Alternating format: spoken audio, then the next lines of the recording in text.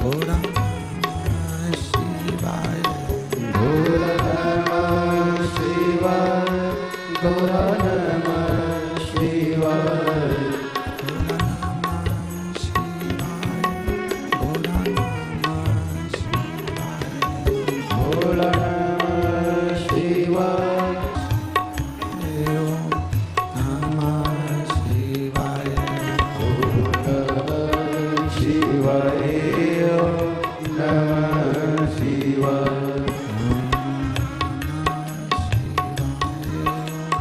नमः शिवाय। नमः शिवाय। नमः शिवाय।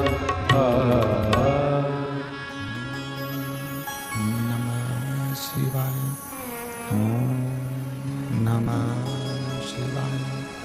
ओम नमः शिवाय। विश्वनाथ भगवान की जय। महाकालेश्वर भगवान की जय। ओमकारेश्वर भगवान की जय। कुबेरेश्वर महादेव की जय। हर हर महादेव। हर हर महादेव। हर हर महादेव। काशी विश्वनाथ गोवर्धनी त्रिकालदर्शी कैलाशी अविनाशी भगवान शिव, जिनकी पुनीत पावन शिव महापुराण की कथा संपूर्ण विश्व के कल्याण हेतु बाबा देवादिदेव महादेव की कृपा से, उनकी करुणा से श्रवण करने का सौभाग्य बाबा देवादिदेव महादेव की कृपा से आप और हमको यवतमाल जिले की यवनी क्षेत्र के पवित्र भूमि पर श्रवण करने का सौभाग्य प्राप्त हुआ है। बड़े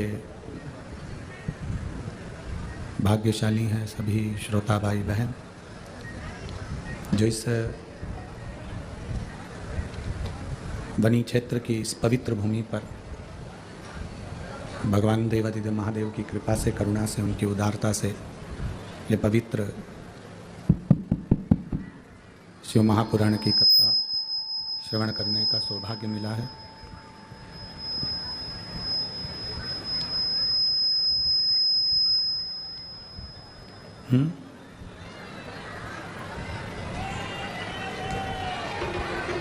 स्वर्गीय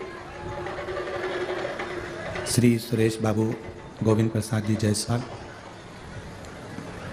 एवं स्वर्गीय किशोर चिरंजी लाल जी बोधले की पावन स्मृति में मुख्य आयोजक श्रीमती लक्ष्मी देवी सुरेश जी जायसवाल, श्री दीपक जी गोविंद प्रसाद जी जायसवाल, सो दीप्ति दीपक जी जायसवाल, श्री राजकुमार जी सुरेश जी जायसवाल, श्रीमती श्रद्धा राजकुमार जी जायसवाल, जायसवाल परिवार इस पवित्र शिव महापुराण कथा के मुख्य यजमान पद ग्रहण करे हैं। एक बार जोरदार ताली बजाकर इनका स्वागत, वंदन, अभिनंदन। शिव कृपा होती है, भगवान देवादिदेव महादेव की करुणा होती है, उनकी कृपा होती है, तब जाकर कहीं आप और हम शिव महापुराण की कथा को श्रवण कर पाते हैं।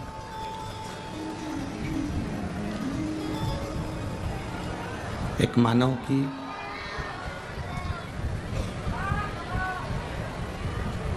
आवाज बढ़ाओ भाई। एक मानव की देह ही केवल एक ऐसी देह है जिसमें हम भगवान की अविरल भक्ति को प्राप्त कर सकते हैं।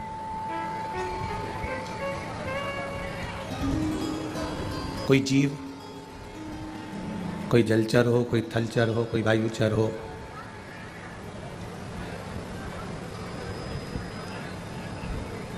ये सारे भूमंडल पर रहने वाले जितने जीव हैं, ये भगवान की भक्ति नहीं कर पाते हैं। कोई जलचर होगा, कोई थलचर होगा, कोई वायुचर होगा, ये भगवान की अविरल भक्ति प्राप्त नहीं कर पाते। पर एक मानव की देह ऐसी है, मानव का शरीर ऐसा है कि जो भगवान की अविरल भक्ति को प्राप्त कर पाते हैं। अब तो यहाँ की भी आवाज़ नहीं खुली है, तो क्या सीटी मार रहा है, पीछे की आवाज़ खोलो ना, पब्लिक को दिक्कत हो रहा है।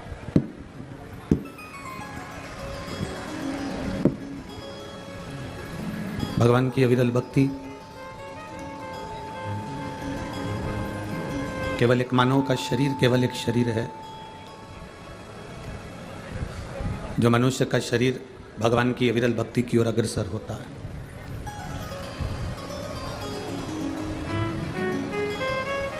केवल एक जायसवाल परिवार के पुण्य प्रबल हुए हों और शिव महापुराण की कथा यहाँ हो रही हो,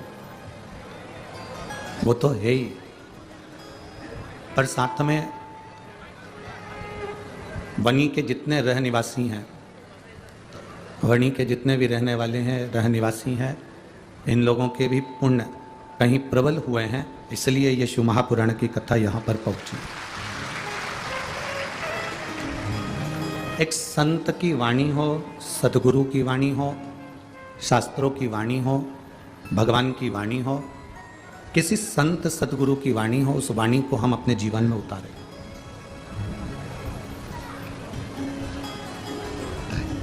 शिव महापुराण की कथा केवल हमें सुनना नहीं है। सुनना किसको कहते हैं कि यहां से सुनी, यहां से निकाल दी। एक कान से श्रवण करी, दूसरे कान से निकाल कर बाहर कर दी, इसको सुनना कहा गया, इसको श्रवण कहा गया। पर शिव महापुराण की कथा को केवल सुनना नहीं है, शिव महापुराण की कथा को अपने भीतर धारण करना है, अपने भीतर उतारना है, अपने भीतर, अपने अंदर उसको धारण करना है।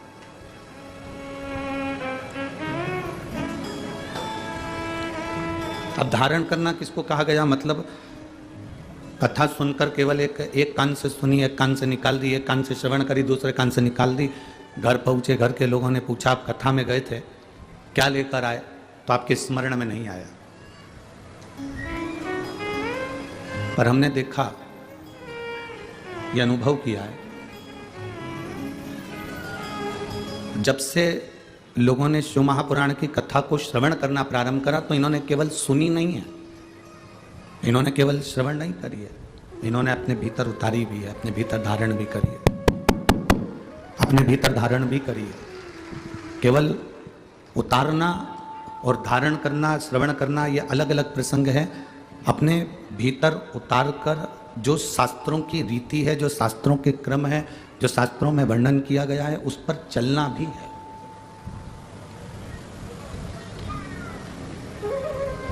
अभी तक लोग जितनी कथाएं सुनते थे, कथा श्रवण करते थे, वो सारी कथा लोग केवल सुनते थे पर अंदर धारण नहीं करते थे। पर शिव महापुराण की कथा वो कथा है जिसको लोगों ने धारण करा और एक लोटा जल ले जाकर शंकर भगवान को समर्पित करना प्रारंभ करा, मतलब अपने भीतर उसको उतारा, अपने भीतर उसको धारण किया, अपने भीतर उसको उतारा। और आज छोटे से छोटा बच्चा क्यों ना हो, छोटे से छोटा व्यक्ति क्यों ना हो, छोटे से छोटा एक बच्चा 5 साल का, 6 साल का, 10 साल का बच्चा भी हाथ में एक लोटा लेकर शिव मंदिर जाने के लिए जागरूक है। और ये जरूरी है। आप गुरु के दरवाजे तक जा रहे हो, गुरुद्वारे तक जा रहे हो, आप मंदिर के द्वार तक जा रहे हो, मंदिर के द्वार तक पहुंच रहे हो, आप किसी संत सदगुरु की शरणागति तक पहुंच रहे हो, तो ये एक आपके जीवन का एक आनंद है।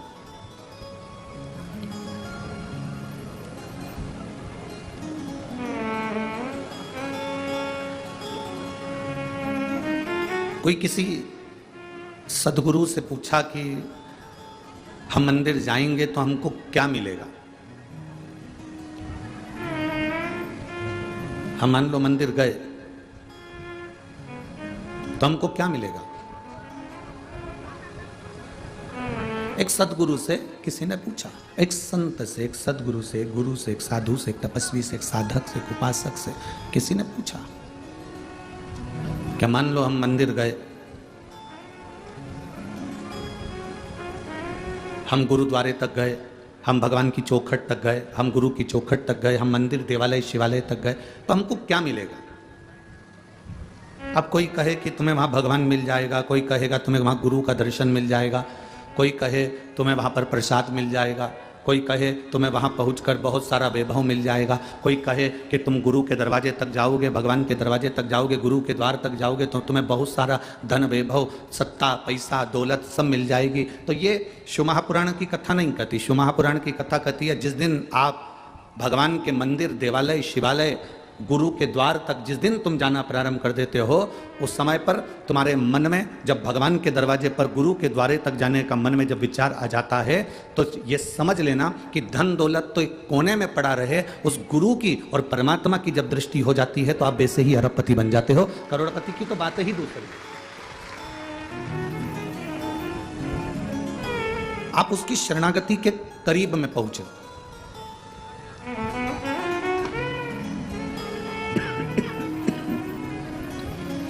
आप उसके नजदीक पहुंचे हो, आप उसके करीब पहुंचे हो। चलो एक बात और सरल भाषा में लो। एक छोटा सा पोता दादाजी की गोद में बैठता है तो उसकी जेब का पेन लेके उठता है। बोलो सही है कि गलत? उसकी जेब में कोई डायरी रखी है तो डायरी निकाल लेता है। बोलो सही है कि गलत? दादाजी की गोद में बैठा है तो मोबाइल रखा है तो मोबाइल निकाल लेगा, डायरी रखी है डायरी निकाल लेगा, पेन रखा है पेन निकाल लेगा। और दादी की गोद में बैठा है तो उसके पास में जो पर्स में डब्बियां रखी है, लौंग की डब्बी है, इलायची की डब्बी है, सुपारी की डब्बी है, तंबाकू की डब्बी है, उसके उसके उसके पर्स में उसके बैग में जो जो सामान होगा, छोटा सा बैग है तो उसकी चेन खोलेगा, दादी के पास बैठेगा, माँ के पास बैठेगा, चेन खोल के उसमें जो जो सामान होगा उसका, भले वो लाली लिपस्टिक क्यों ना, जो भी सामान उसके बैग में होगा वो उस बैग में से निकाल ले। बोलो सत्य है कि गलत है? जम के तो बोलो जरा। ठीक है। दादाजी की गोद में बैठा तो दादाजी का कुछ ना कुछ सामान लेके उठा, दादी की गोद में बैठा तो दादी का कुछ ना कुछ सामान लेके उठा, नानी की गोद में बैठा तो कुछ ना कुछ सामान लेके उठा, नाना की गोद में बैठा तो कुछ ना कुछ सामान लेके उठा। उसी तरह हम सबके दादा दादी नाना नानी वो एक, वो ईश्वर, वो परमात्मा, वो मेरा ओघड़दानी, वो शंभू, वो भोलेनाथ, उनकी गोद में जब हम बैठते हैं तो कुछ ना कुछ लेकर उठते ही हैं, खाली उठते ही नहीं।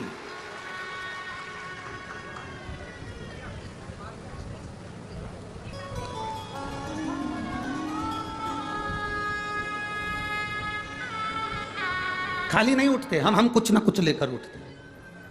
किसी गुरु की सेवा मिली है ना, गौ माता की सेवा मिली है ना, संत की सेवा मिली है, सदगुरु की सेवा मिली है, किसी को आप प्यासे को पानी पिला रहे हैं, भूखे को भोजन करा रहे हैं, वो सेवा यदि आपको मिली है उसका फल मिलता है। एक बार गुरु नानक देव अपने शिष्य के साथ में जा रहे थे और उन्होंने जाते जाते एक बहुत अंधेरा सा होने लगा। गुरु नानक देव जी ने कहा, बाले अब मुझे विश्राम करना है, तो कोई स्थान देख ले विश्राम करने का। बाले ने विश्राम करने का स्थान देखा और स्थान देखकर बाले ने कहा, गुरुजी विश्राम करने का स्थान तो है, स्थान तो है, पर एक टूटा सा झोपड़ा है, टूटा सा मकान है। गुरु नानक देव जी ने कहा, हमें ये मकान भी चलेगा, हमें ये झोपड़ा भी चलेगा। चलो, अब गुरु की दृष्टि में कोई जरूरी है कि महल होगा तो ही श्रेष्ठ होगा, झोपड़ा होगा तो भी श्रेष्ठ।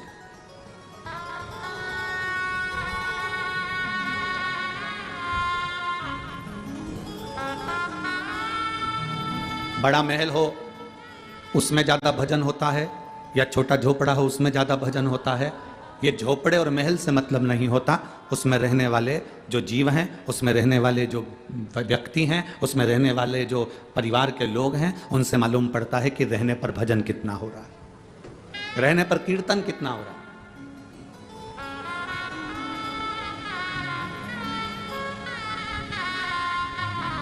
उसमें रहने वाला भगवान की अविरल भक्ति को कितना धारण कर रहा है।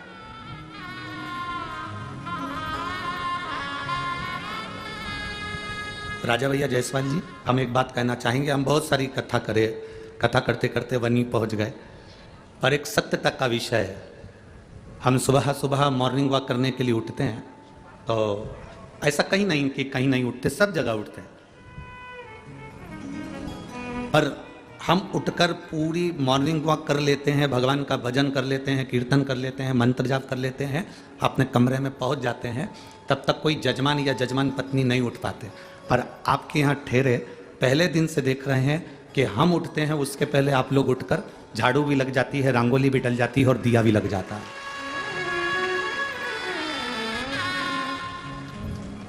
ये प्रभु कृपा। एक ये राजकुमार जी जायसवाल जी का घर देखा और एक छत्तीसगढ़ में हम कथा करने गए थे, वहां पर भी एक जायसवाल परिवार ने कथा कराई। क्या नाम था उनका? वेणुगोपाल जायसवाल। वो वेणुगोपाल जायसवाल की धर्म पत्नी स्कूल में टीचर, और वेणुगोपाल कोई कंपनी में काम करता है, हाँ कोई छोटा मोटा वो काम करता, वेणु शंकर जायसवाल। अब उन्हें कथा ले ली। अब कथा ली और कथा लेने के बाद वो 3 बार कुबेरेश्वर धाम पर आया। अब 3 बार में से 2 बार तो हम नहीं मिले, 1 बार हम उसको मिले। हम थे ही नहीं 2 बार में, तो जिस समय हम थे उस समय वो मिला। वेणु शंकर जायसवाल, छत्तीसगढ़ कौड़िया है ना, कौड़िया। अब वो आते से ही बोला, गुरुजी हमने कथा ली है और कथा लगभग लिए हुए, देखो ये शिव का अनुभव है, ये हमारे जीवन के कुछ अनुभव हैं जो आपके बीच में हम कभी कभी कह देते हैं, नहीं तो अपने अनुभव कभी नहीं कहते। हम जितना बन सकता है कथा कहने का प्रयास करते हैं। उसने कहा गुरुदेव कथा ली है और 4 महीने बचे हैं और 1.5 साल पहले हमने कथा ली। हमने कहा हो गई तैयारी? कहने लगा गुरुदेव पत्नी टीचर है और मैं एक जगह पर काम करता हूँ, साधारण सा मेरा परिवार। हमने कहा कथा का क्रम देख रहे हो, इतना बड़ा क्रम होता है, कितना पंडाल की व्यवस्था, मंच की व्यवस्था, साउंड की व्यवस्था, भोजन की व्यवस्था, बैठने की व्यवस्था कितनी होती है वेणुगोपाल जी। तो कहे गुरुजी पहले तो इतना नहीं था पर अब देखकर तो बहुत थोड़ा सा लग रहा है। हमने कहा क्या चाहते हो? तो कि बस कथा ली है, कथा हो जाए। हमने कहा विश्वास है ना तुमको कि भोलेनाथ कथा करने आएंगे और कथा करवाएंगे और कथा सुनेंगे? कहाँ पूरा है? तो हमने कहा बस बाबा से विनती करो और तैयारी करो।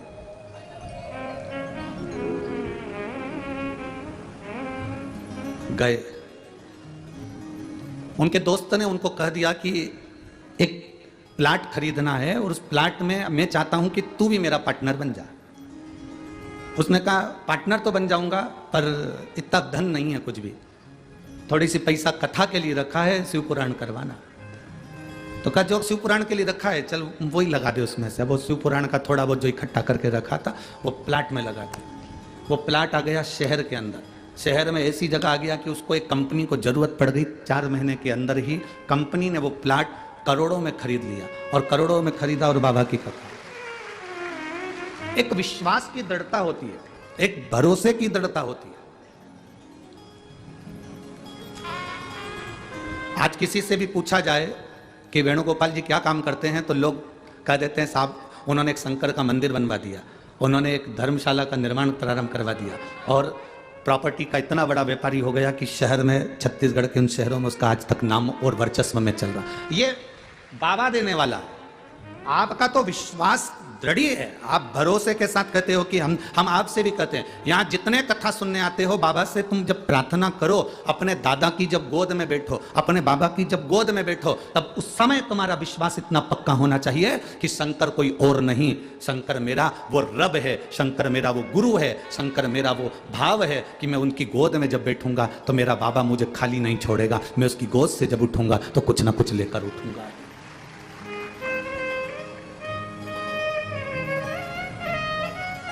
एक महिला यहां पर बैठी है जिसको डॉक्टर ने भी नीचे बैठने का मना कर दिया था। पांव में तकलीफ थी, घुटने में तकलीफ थी, कमर में तकलीफ थी, गैप था और डॉक्टर ने कह दिया था कि तुम नीचे कभी नहीं बैठ पाओगे। वो पहले दिन कथा सुनने के लिए आई थी तो साथ में स्टूल लेकर आई थी और उसने सुना पहले दिन की कथा में कि अगर दिल से बैठकर सुन रहे हो तो जो मांगोगे, ये घुटने का दर्द, ये कमर दर्द तो तुम हमें लिख कर भेजोगे। आज उसने पत्र भेजा। राधिका जोशी भद्रावती जिला चंद्रपुर से आई है, कहीं बैठी हो तो हाथ हिला देना। भद्रावती जिला चंद्रपुर। 3 साल से मेरे पैरों में तकलीफ थी, ऐसा कोई हॉस्पिटल नहीं है जिसमें मैंने इलाज नहीं करवाया। नीचे 3 साल से नहीं बैठ पाई थी। कहाँ है? हाथ हिलाओ एक बार। हाँ ठीक है, दिख गया। 3 साल से मैं नीचे नहीं बैठ पाई थी, पर पहले दिन की कथा में आपने जो वर्णन किया था उसके बाद मैंने भी मन में सोच लिया, भोलेनाथ मैं कल कथा सुनने के लिए आऊंगी, अगर तूने मुझे इतना बल दे दिया, मैं नीचे बैठकर कथा सुनना चालू कर दूं और मेरा पाँव चलने लगेगा, तो मैं तेरी 7 दिन की कथा सुनूंगी। बाबा 2 से 3 दिन मैंने यहाँ कथा सुनी और बाबा की कृपा से मेरे पैरों ने काम करना प्रारंभ करा। अब घर पर भी मैं नीचे बैठ सकती हूँ और कथा में भी नीचे बैठ सकती हूँ। ये शिव तत्व, बैठो बहन, शंभु, शिव तत्व ओघड़ी शंभु है।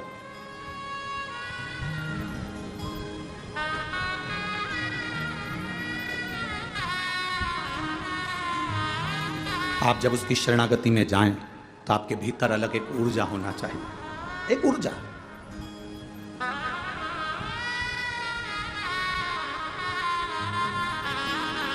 हम जिस नगर में, शहर में, सीहोर में रहते हैं, उस नगर में, शहर में, सीहोर में जिस रोड पर रहते हैं, वहां हमारे पास में डाकघर है, पोस्ट ऑफिस, और पीछे वाली रोड पर गुरुद्वारा।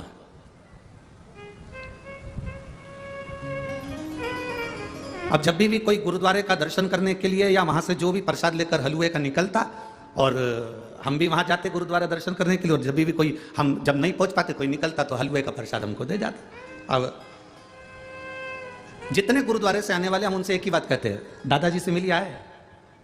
तो वो मुस्कुरा कर कहते, गुरु जी तुम भी क्या बात करते हो, हम गुरुद्वारे गए थे, गुरु नानक देव जी के पास गए थे। हमने कहा वही तो दादा है, दादा के पास बैठोगे ना तो कुछ ना कुछ तो मिलेगा ना, जैसे हमको हलवा मिल जाता है, प्रसाद मिल जाता है, उसी तरह जब हम शिव के पास बैठते हैं, हम औघड़ी के पास बैठते हैं, हम किसी सतगुरु के पास बैठते हैं, हम किसी संत के पास बैठते हैं, तो हम खाली नहीं उठते। अगर किसी गुरु के पास में भी आप, भले गुरु ने तुमको प्रसाद नहीं दिया, भले गुरु ने तुमको कुछ नहीं दिया, भले गुरु ने तुमको एक शाल तक नहीं उड़ाया, एक माला तक नहीं दी, एक तुलसी का पत्ता भी नहीं दिया, एक रुद्राक्ष भी नहीं दिया, भले गुरु ने तुमको कुछ नहीं दिया, पर तुम गुरु के पास जाकर बैठे हो, मतलब तुम्हें कुछ ना कुछ, तुम चले भी गए तो मिलेगा। गुरु नानक देव जी ने कहा, पता करो मुझे यहाँ विश्राम करना है। बाले ने पता करा, सामने झोपड़ी है, झोपड़ी में एक माता रहती है, वो माता के घर में अपन रुक सकते हैं, पर दिक्कत केवल इतनी सी है कि माता के घर में इतनी जगह नहीं है।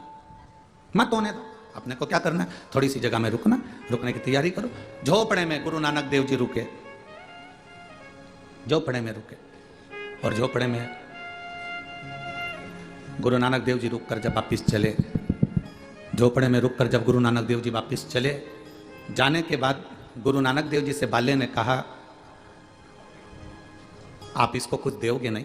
गुरु नानक देव जी ने कहा, रुक गए, प्रसाद पा लिया, बस चलो। अरे आप इतने बड़े गुरु हो, आप कुछ दोगे नहीं? गुरु नानक देव जी ने कहा, बाले तू चल रहा है कि मैं जाऊं? गुरु नानक देव जी भगवान का राम नाम स्मरण कर चलते रहे, आगे बढ़े। 4 साल तक गुरु नानक देव जी उस गांव में नहीं गए। 4 साल के बाद गुरु नानक देव जी उस गांव में गए तो जहां झोपड़ा था वहां महल बना हुआ था, और बाले ने कहा, गुरुदेव यहां महल?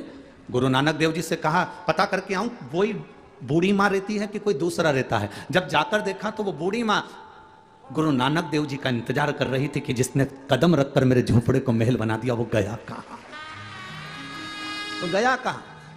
आप शंकर जी के मंदिर में जाते हो तो आपके मन में आता है, मैंने पशुपति व्रत करा, भगवान ने क्यों नहीं सुना? मैंने इतने साल जल चढ़ाया, मैं 4 महीने से भगवान को जल चढ़ा रही हूं, मैं 3 महीने से भगवान को जल चढ़ा रही हूं, मैं 6 महीने से भगवान को जल चढ़ा रही हूं, भगवान मेरी सुनता नहीं है। गुरु जी तुम तो झूठ बोलते हो कि भगवान सुनता है, मैं तो 5 महीने से चढ़ा रही हूं, मैं तो 3 महीने से चढ़ा रही हूं, मैंने तो 2 बार पशुपति व्रत कर लिया, मैंने तो 4 बार पशुपति व्रत कर लिया, मैंने तो 8 बार पशुपति व्रत कर लिया, मैंने तो ये कर लिया, मैंने तो बेलपत्री चढ़ा ली, भगवान मेरी सुनता नहीं है। गुरु जी तुम कहते हो भगवान सुनता है, मैं साल भर से भगवान को जल चढ़ा रही हूं, भगवान मेरी नहीं सुनता। आपसे निवेदन है, गुरु जी ने जल चढ़ाने का बोला और तुमने जल चढ़ाना प्रारंभ करा, तुमने जल चढ़ाना प्रारंभ करा, कोई तुमने पाप नहीं करा। अगर आज तुम खड्डा खोद रही हो, उसको खोदते जाओ, खोदते जाओ, खोदते जाओ, उस खड्डे में पानी जरूर निकलेगा, ये निश्चित है। उसको खोदना पड़ेगा, जाते जाओ, जाते जाओ, उसके दरवाजे से तुम्हें कृपा जरूर मिलेगी, उसकी दया जरूर होगी, उसकी कृपा दृष्टि जरूर होगी।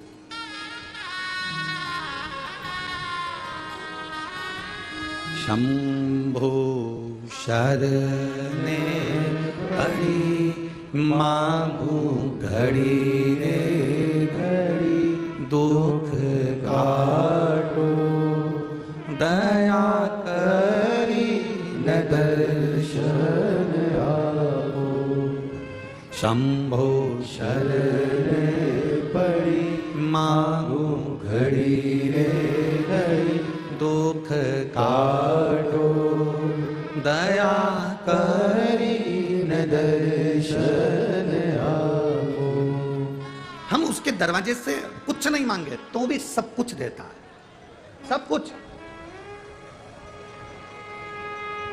हम बस उसके द्वार तक पहुंचे, हम बस उसकी चौखट तक पहुंचे।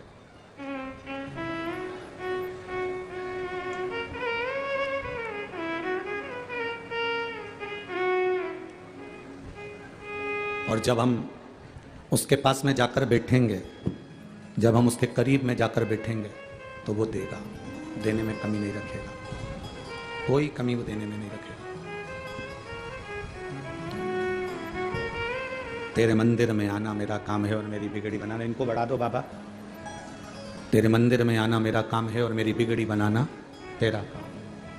हम पहुंचे उसके दरवाजे पर, वो स्वीकार करेगा, आपको स्वीकार।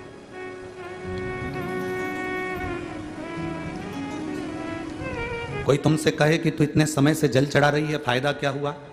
फायदा नहीं देखना। तो इतने समय से भगवान के मंदिर जा रही है, फायदा क्या हुआ? फायदा नहीं देखना। व्यापार थोड़ी ना कर रहे हो कि मुनाफा देखोगे या फायदा देखोगे या नुकसान देखोगे या लाभ देखोगे या हानि देखोगे। भगवान के मंदिर में जल चढ़ाना लाभ और हानि के लिए चढ़ा रहे हो क्या? अरे बोलो तो जम के, फायदे के लिए चढ़ा रहे हो कि ये फायदा होगा तो हम चढ़ाएंगे ना। चलो जाने दो, एक बात अच्छे से समझ लो।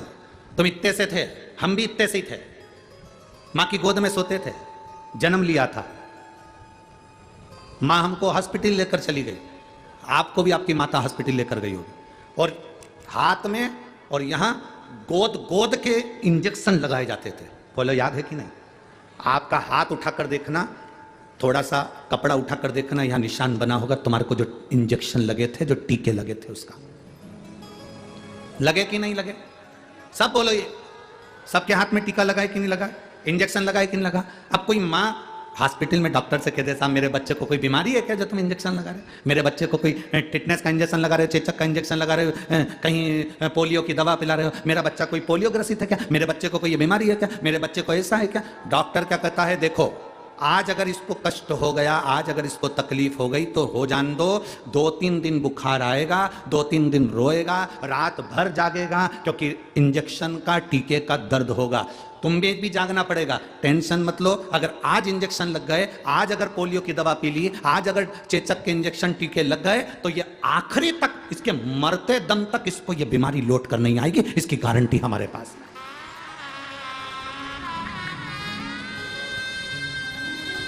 अब व्यक्ति कैसा हो गया? व्यक्ति कैसा है? एक्सीडेंट हो जाता है, हॉस्पिटल चले जाता है, महामृत्युंजय का पाठ चालू करता है। बोलो सत्य है? ब्लड प्रेशर गड़बड़ हो गया, कोमा में पड़ गया, तब महामृत्युंजय का पाठ चालू करता है। वेंटिलेटर पर पड़ा है, तब महामृत्युंजय का पाठ चालू करवाते हैं उसके घर के लोग। महामृत्युंजय का पाठ करवा, वो ठीक हो जाएगा। महामृत्युंजय का पाठ करवा, उसका एक्सीडेंट हो गया। महामृत्युंजय का अनुष्ठान करवा, उसके साथ ही हो गया। अर्थात अगर यही इंजेक्शन तुझे पहले लग गया होता, तू रोज 1 लोटा जल देवादिदेव महादेव को चढ़ा रहा होता, तो प्रतिदिन शंकर जी के मंदिर पे चढ़ा हुआ जल पी रहा होता, तो तुझे आज वेंटिलेटर पर पड़ा नहीं होना पड़ता। कोई आएगा नहीं आएगा, कोई तुम्हें संभालेगा नहीं संभालेगा, पर वो मेरा महादेव, मेरा शिव तुम्हें संभालने के लिए जरूर आएगा। मेरा शंकर, मेरा शिव तुम्हें संभालने के लिए जरूर आएगा।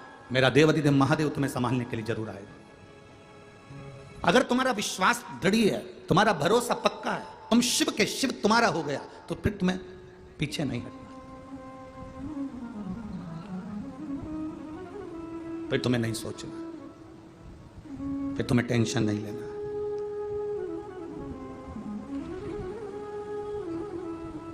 दर्पण में मुख नहीं होता, संसार में सुख नहीं होता।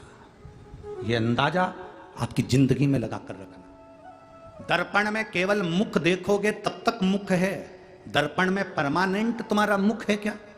अरे बोलो तो जम के, नहीं। दर्पण में मुख नहीं होता और इस संसार में सुख नहीं होता। देखोगे तो दर्पण में मुख दिखेगा, और अगर दिल से देखोगे तो 5000 की नौकरी में भी सुख दिखेगा, नहीं तो नहीं दिखेगा।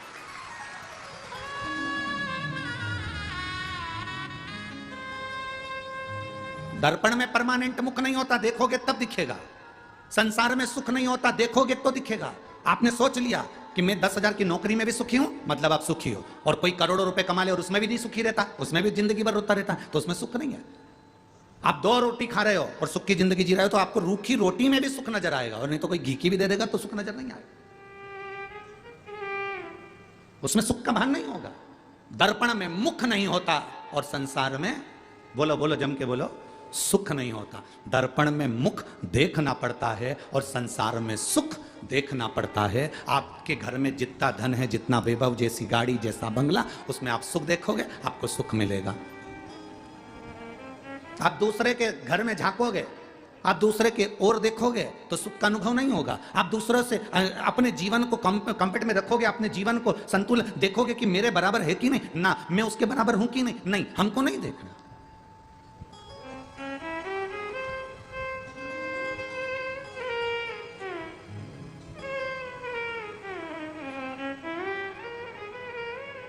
महाराज, हम जब भोले बाबा के चरणों में जाकर बैठते हैं, कुछ मत मांगा, कोई फायदे की बात हमने नहीं सोची, हम तो बस केवल उसके दरवाजे तक गए, हम तो केवल उसको जल चढ़ाने के लिए, हम तो केवल उसको एक लोटा जल चढ़ाने के लिए पहुंचे। अब आगे उसकी मर्जी। तेरे मंदिर में आना मेरा काम है, मेरी बिगड़ी बनाना तेरा काम है। तेरी चौखट पर मैं आ ही गया, मुझे दर्शन दिखाना तेरा काम। हम उसकी चौखट तक पहुंच गए, आगे फिर उसकी मर्जी है, वो दर्शन देगा ना देगा, वो हमको संभालेगा ना संभालेगा।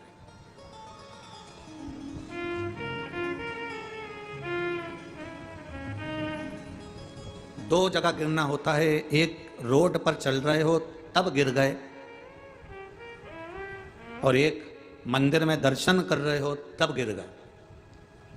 दो जगह गिरना है, दो जगह गिरने का क्रम, एक रोड पर चलते चलते गिर गए, एक मंदिर में गिर गए।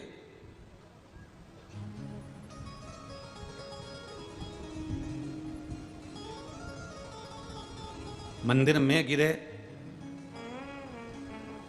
तो उसके चरणों की रज, उसके दरवाजे की धूल, मिट्टी शरीर में लेकर उठे।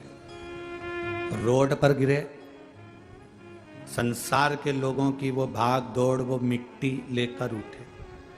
बनी में गिर जाओ तो कोयला लेके उठे।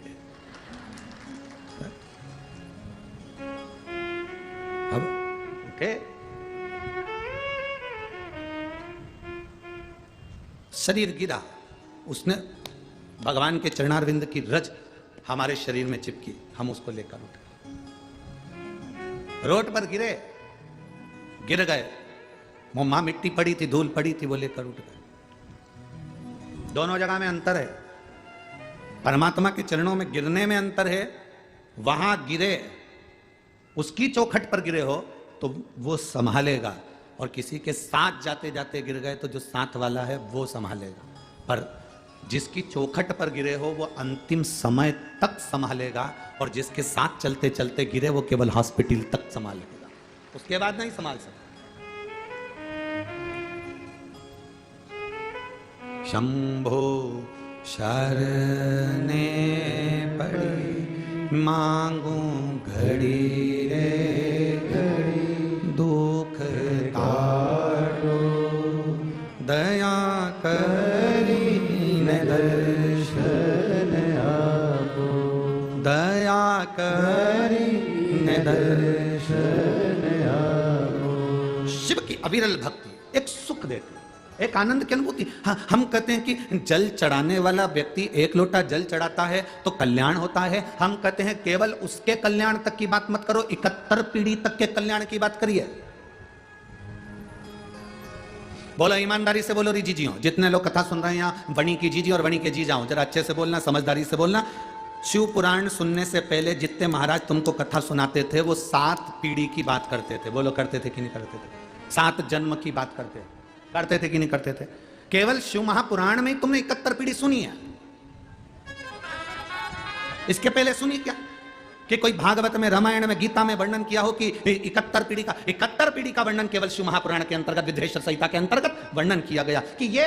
और अगर पुराण भी नहीं पढ़ सकते तो उज्जैन के ऋण मुक्तेश्वर मंदिर में जाओ, जहां पर पत्थर पर अंकित लिखा है कि शिव महापुराण की कथा का स्मरण करने वाला, सुनने वाला अपनी 71 पीढ़ी को तार देता है। यह वहां उज्जैन की भूमि पर भी लिखा। अगर शिव महापुराण को नहीं खोल सकते, नहीं पढ़ सकते, तो आप वहां पढ़िए।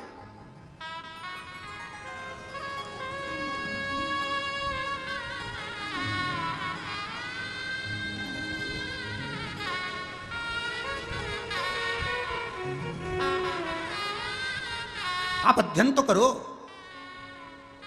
आप पढ़ो तो क्या लिखा है। एक बार श्री देवऋषि नारद भ्रमण करते करते श्रीमन नारायण श्रीमन नारायण श्रीमन नारायण श्रीमन नारायण बोलते बोलते देवऋषि नारद पहुंच गए इंद्रलोक में। जब देवऋषि नारद इंद्रलोक में पहुंचे, देवऋषि नारद जब इंद्रलोक में पहुंचे तो वहां बहुत सारी अप्सराएं नृत्य कर रही थी, बहुत अप्सराएं नृत्य कर रही थी। एक अप्सरा देवऋषि नारद ने देखी जिसका नाम था वपु। कौन सी अप्सरा है? नाम बोलो आप लोग। वपु। कौन सी अप्सरा है? वपु। एक वपु नाम की अप्सरा वहां एक कोने में खड़ी थी, ना नृत्य कर रही थी ना गायन कर रही थी, खड़े है, जिसके मस्तक पर त्रिपुंड लगा हुआ था।